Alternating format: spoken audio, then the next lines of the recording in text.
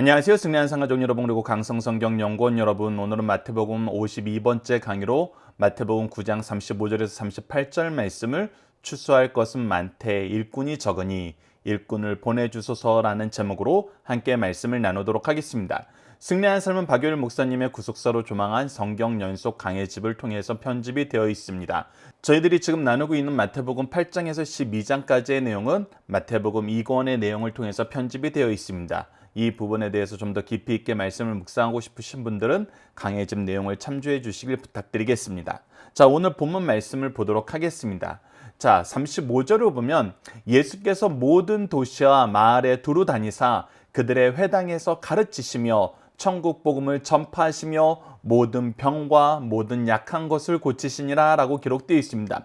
이 부분은 우리가 앞서 말씀을 나눴던 마태복음 4장 23절과 동일한 내용을 서술하는 것을 볼 수 있습니다. 다른 부분은 오직 첫 부분입니다. 마태복음 4장 23절을 보면 예수께서 온 갈릴리에 두루 다니사 그들의 회당에서 가르치시며 천국 복음을 전파하시며 백성 중에 모든 병과 모든 약한 것을 고치시니라 라고 기록되어 있습니다. 즉 마태복음 4장 23절에서는 갈릴리 지역에서 예수님이 사역을 시작하는 것을 강조해주고 있습니다. 그런데 오늘 본문 말씀인 9장 35절에서는 모든 도시와 마을을 두루다니사 라고 얘기하면서 훨씬 더 세밀하게 더 열심히 이 역사를 이루어 나가시는 걸 보여줍니다. 그러면서 4장과 9장의 내용을 동일하게 얘기하시면서 우리에게 가르쳐 주시는 건 무엇이냐면 예수님의 이 세 가지 사역이 변하지 않고 계속해서 이어지고 있다는 것입니다. 이 세 가지는 우리가 반드시 실천해야 되는 것이란 겁니다. 예수님은 이것을 계속해서 지켜오고 계셨습니다. 그 지켜온 세 가지가 무엇입니까? 첫 번째는 회당에서 가르치시는 것입니다. 우리가 교회라는 것은 하나님의 말씀을 배우고 가르치는 것입니다. 우리가 교회에서 아이들이 배울 때 교회 학교, 성경 학교라고 하는 이유는 바로 교회가 성경을 배우고 가르치는 곳이기 때문입니다. 왜 성경을 배우고 가르치는 것이 중요합니까?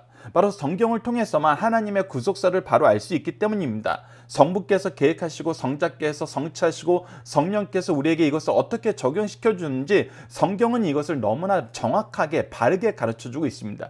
그래서 성경을 통하지 않으면 삼위일체 하나님의 구속의 역사를 알 수가 없고, 성경을 통하지 않으면 예수 그리스도를 바로 알고 예수 그리스도를 바로 믿고 예수 그리스도를 바르게 고백할 수 없습니다. 그래서 교회는 성경을 배우고 가르치는 것이 너무나 중요합니다. 그래서 우리가 승리한 삶 표어로 삼은 것이 무엇입니까? 영생의 말씀을 누구에게 배워 누구에게 가르칠 것인가입니다. 그래서 모든 사람들이 영적인 부모가 되어야 됩니다. 영적으로 누군가를 하나님의 말씀으로 먹일 수 있어야 됩니다. 기도로 먹일 수 있어야 됩니다. 삶으로 우리가 먹일 수 있어야 됩니다. 동시에 누군가는 항상 고아가 되지 않고 누군가를 스승으로 모시고 있어야 됩니다. 교회는 바로 이것이 이루어지는 곳입니다. 믿음의 가문은 바로 이것이 잘 이루어지는 것입니다. 그래서 유대인들은 어려서부터 자녀들을 가정에서 가르치는 것을 가장 중요하게 여겼습니다. 이 또한 성경에 기록되어 있습니다. 우리가 신명기 6장 말씀을 보면은 모세가 사람들에게 하나님의 말씀을 전해주면서 이것을 너희들이 가르치고 지키게 하기 위해서 얼마나 열심히 해야 되는지를 우리에게 보여주고 있습니다. 그래서 신명기 6장 말씀을 보면은 우리 부모들이 하나님의 말씀을 얼마나 진지하고 열심히 배워서 열심히 가르치고 모든 상황 속에서 이 하나님의 말씀이 함께 할 수 있도록 인도해야 되는지를 보여주고 있습니다. 그래서 우리가 하나님 말씀 가르치는 것은 성경에서 가르치는 가장 중요한 것이고 예수님이 가장 열심히 지켜오시던 것입니다. 그리고 두 번째는 무엇입니까? 바로 천국 복음을 전파하시는 것입니다. 이 모든 것은 우리가 하나님과 함께하면서 영원한 안식을 누리게 하시려는 하나님의 계획 안에서 이루어지는 것입니다. 그래서 우리는 바로 천국 시민이 되는 것입니다. 천국에서 하나님과 함께 사는 것이 우리의 삶의 목표입니다. 그래서 우리가 반드시 듣고 우리 또한 전파해야 되는 것이 무엇이냐면 바로 천국 복음이라는 것입니다. 우리가 어떻게 하늘나라 들어갈 수 있는지, 우리가 어떻게 하나님의 자녀가 될 수 있는지, 우리가 하나님의 자녀된 삶을 산다는 것이 무엇인지, 우리가 천국 시민권자로서 이 세상을 사는 모습이 어떤 것인지 예수님은 이것을 우리에게 가르쳐주고 있습니다. 특히 우리는 예수님이 이것을 우리에게 어떻게 가르쳤는지를 확인할 수 있어야 됩니다. 예수님은 이것을 바르게 실천하셨습니다. 항상 그의 삶의 모습을 통해서 천국 백성들의 삶의 모습이 어떠한지를 가르쳐 줬습니다. 그래서 우리가 영성을 가지고 산다는 것은 바로 예수님처럼 사는 것임을, 예수님처럼 하나님 앞에 서고 예수님처럼 사람을 향하여 나아가야 됨을 가르쳐주고 있습니다. 그리고 마지막은 무엇입니까? 모든 병과 모든 약한 것을 고치셨습니다. 항상 연약한 자들을 위해서 일하셨습니다.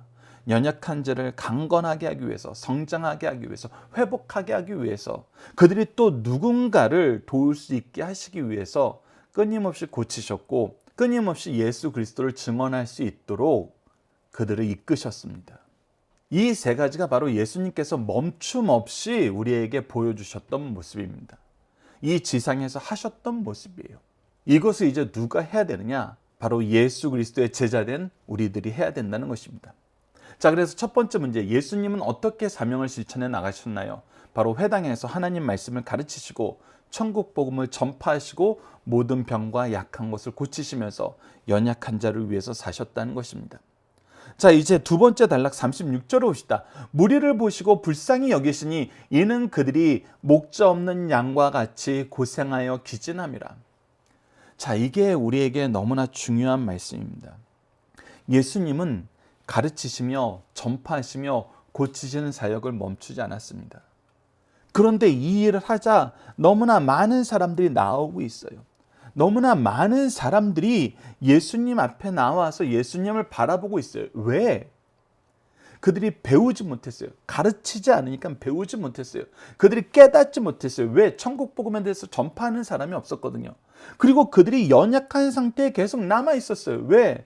그들의 병이, 그들의 아픔이 오히려 더 깊어지고 있었기 때문이에요. 그런데 예수님을 보자 어떻게 됐어요? 예수님께 나오게 됐어요. 예수님이 우리의 누구신지 안 거예요. 시편 23편 1절에서 말씀하시는 것처럼 여호와는 나의 목자시니 내게 부족함이 없으리로다. 바로 예수 그리스도께서 나의 목자가 되신 것을 깨닫게 되는 거예요. 목자가 되어서 이제 우리를 인도해 주시는 걸 깨닫게 되는 거예요. 그래서 성경은 우리에게 하나님께서 보내주신 목자가 있다는 걸 항상 가르쳐주고 이 목자를 따라야 된다고 가르쳐주고 있습니다. 우리가 에스겔서 34장 22절로 23절을 보십시오. 그러므로 내가 내 양떼를 구원하여 그들로 다시는 노략거리가 되지 아니하게 하고 양과 양 사이에서 심판하리라. 내가 한 목자를 그들 위에 세워 먹이게 하리니 그는 내 종 다윗이라. 그가 그들을 먹이고 그들의 목자가 될지니라. 이 시대는 이미 다윗 이후의 시대입니다. 근데 하나님께서 어떤 사람들을 보내주겠다는 거예요? 다윗과 같은 목자를 보내주겠다는 거예요. 다윗처럼 하나님의 말씀을 순종하고 하나님의 말씀대로 양을 잘 이끈 그 목자를 보내주시겠다는 거예요. 그래서 이러한 일꾼들은 모든 세대에 하나님께서 준비된 일꾼으로 우리 앞에 서 있었고 궁극적으로 완성적인 영원한 목자 되신 예수 그리스도가 지금 이 땅에 오신 거예요. 그렇기 때문에 사람들이 이 앞에 오는 것입니다. 근데 우리가 여기서 주의해서 봐야 될 부분이 있습니다. 그것은 이 시대에 예수님 외에 목자가 존재하지 않은 것은 아닙니다. 우리가 성경을 통해서 확인하게 되는 것은 무엇이냐면 하나님께서는 그의 백성들을 위해, 그가 기르시는 양들을 위해 먼저 은혜 받고 하나님 앞에 세움을 받은 일꾼들을 보내주셨어요. 즉 목자를 보내주셨어요. 물론 예수님 이전에 보내심을 받은 모든 목자는 필연적으로 무엇을 했어야 되냐면 바로 앞으로 오실 영원한 왕 대신 우리의 참된 목자 대신 예수 그리스도를 선포해야 되고 가르쳐줘야 되고, 예수님 시대에 예수님보다 먼저 와서 목자가 된 사람들은 예수 그리스도를 증언해야 됐어요. 그래서 이 사명을 예수님 시대에 가장 잘한 사람이 누구였습니까? 바로 세례 요한이었죠. 그리고 예수님 이후에 오게 되는 모든 목자들은 오신 예수님을, 오신 우리의 예수 그리스도를 우리가 선포하고 가르쳐줘야 됐어요. 왜? 그분을 통하지 않고는 우리가 하나님 나라의 백성이 될 수 없기 때문에, 천국에 갈 수 없기 때문에, 하나님과 영원히 함께 할 수 없기 때문에. 그래서 하나님께서는 우리의 참된 목자 예수님을 알게 하시기 위해서 끊임없이 하나님의 목자를 우리에게 미리 보내주셨었어요. 그 목자를 우리가 어떤 직분으로 부르고 있습니까? 바로 왕이고 선지자고 제사장이죠. 근데 왜 이런 목자들을 항상 하나님이 보내셨는데 왜 지금 현재 이 사람들이 목자 없는 양같이 고생하여 기진한 상태가 돼 있냐는 거예요. 왜 이러한 상태가 되어 있었냐는 거예요. 하나님은 항상 먼저 은혜 받게 하시고 은혜 안에서 목자가 되어서 왕으로서 선지자로서 제사장으로 일하게 하셨습니다. 예수님이 오신 이 시대에도 목자의 직분을 맡은 사람들은 있었어요. 그런데 어떤 일이 발생한 겁니까?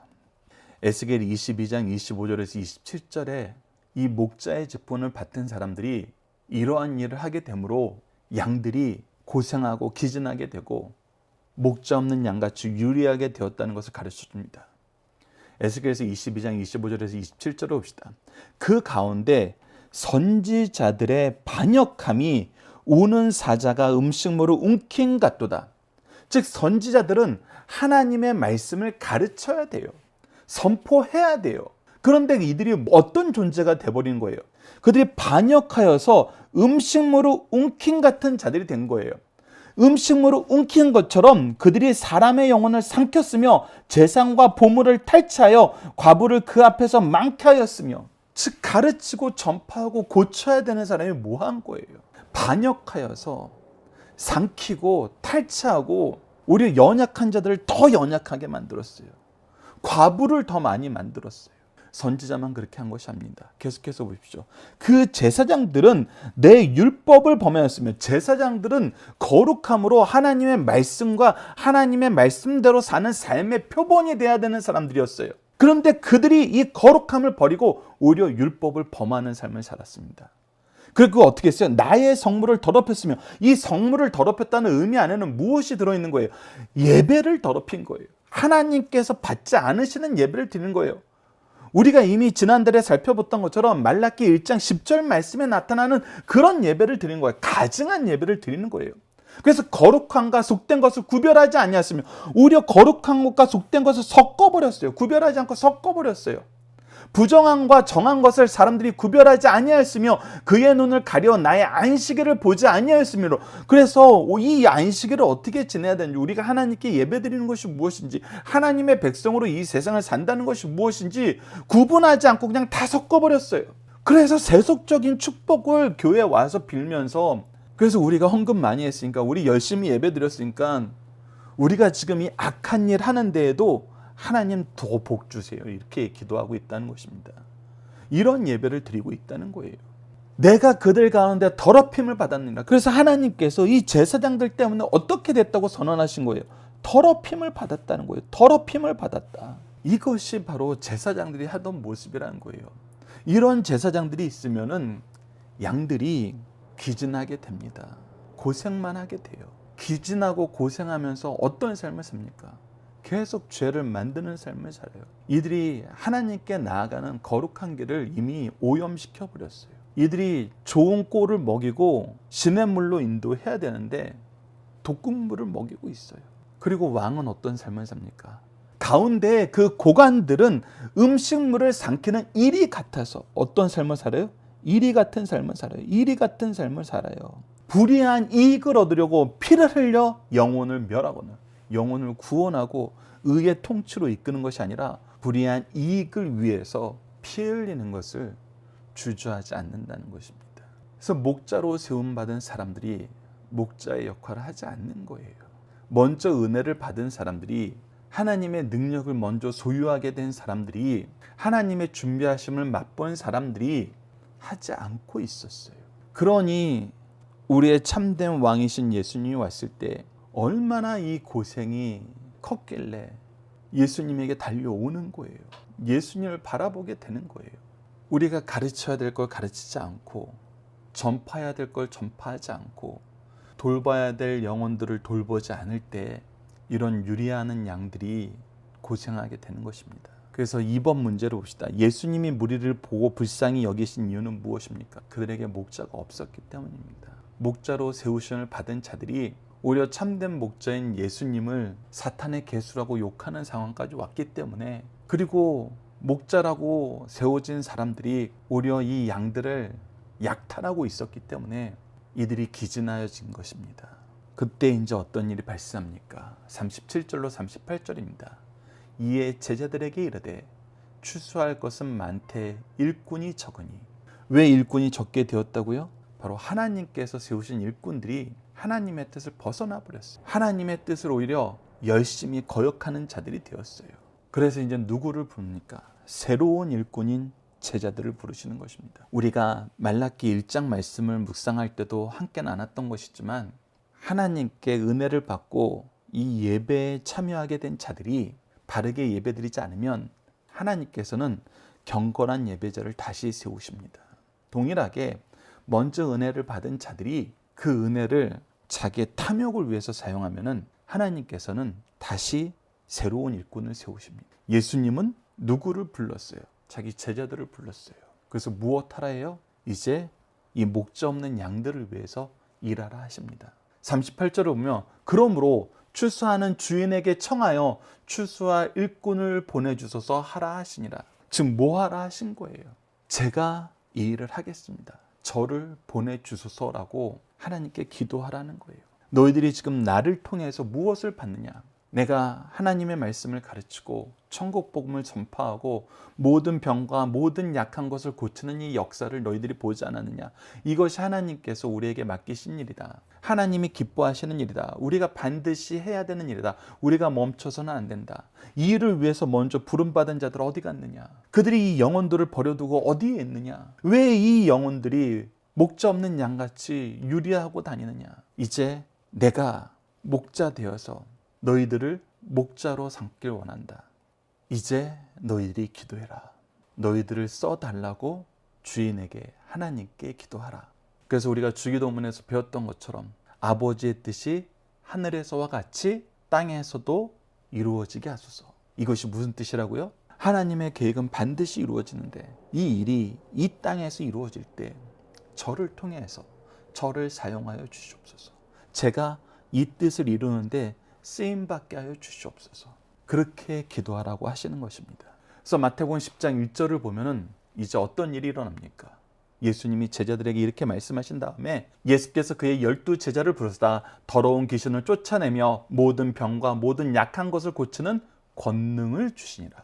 바로 예수님께서 모든 약한 것을 고치는 권능을 행하셨던 것처럼 이 권능을 이제 제자들에게 주어서 목자의 역할을 하게 하십니다. 계속해서 봅시다.